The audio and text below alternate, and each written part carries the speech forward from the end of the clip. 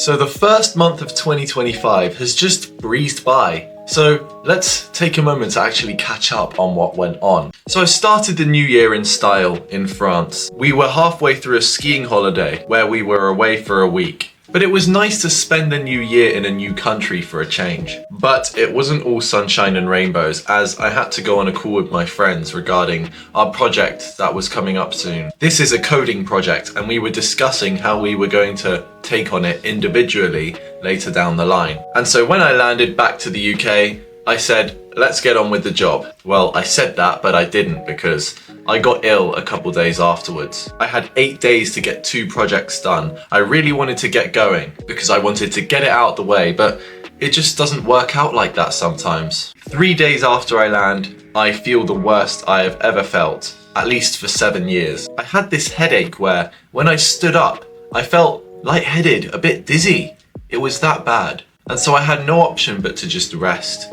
And it took a lot longer than I expected to get over it. So I spent a whole week not doing much in the work department. And how did this make me feel? I felt inadequate for the first time in a long time. You know, I had just finished a 10-week term beforehand and had a good Christmas. In the first 2 weeks of Christmas, like I described in the last monthly recap, I did a lot of work. I worked every other day in the first 2 weeks of the holiday. And now I was just sat here doing nothing except for watching shows. I won't lie though, Squid Game Season 2 was great fun. But all good things must come to an end, and then I was brought back to the reality where I started. Stuck in my own head, all alone. I had to extend both my deadlines by a week. I had one other project which was shorter. And once I did that, the clock started ticking again. Now you could say that pushing the deadlines back by a week like that is a form of procrastination, but clearly I have my reasoning. Nevertheless, it felt like I was procrastinating because that whole lump of work schedule was just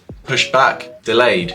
Nothing went on in that time. I didn't fill that time in with anything else that was productive. Being ill sucks. There's nothing you can do, eh? So then, it got to 3 days before the coding project was due in. So I had to work my ass off. Type, code. And I crossed the line. I got it done, submitted it a few hours before the deadline as usual, and then got on with my other project. And boy, was that a busy week. But I ended it off with a nice meal out with my friend the moment the second project was turned in. Obviously after skiing, I didn't go away again. I'm not due to go away again till the end of April. The fun will just have to wait. And how productive did I feel this month? Well, there would certainly be the productivity gurus that say, oh, you should be 8.33% of the way through your goals for 2025 because one of the 12 months is already over. But you should remember that progress doesn't work like that. If there's anything you should remember about laying the foundations to success, it is that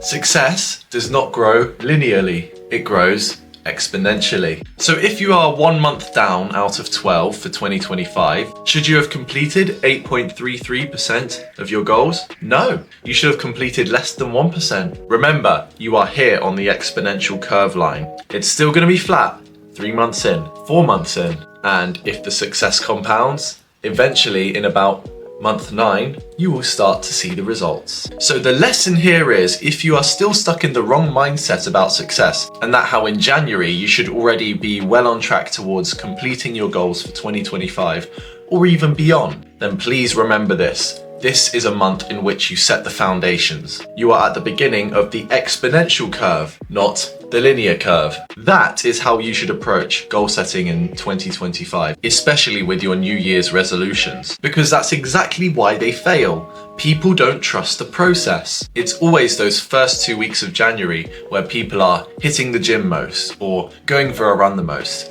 and then they give up. Why? Because they've given it 100% of their energy all the way through. And that is the wrong approach, because you will burn out after 2 weeks or so. If you just hit your goals with 80% of energy, then you won't burn out because you won't have hit your limit yet. And therefore you can sustain the growth throughout the whole year.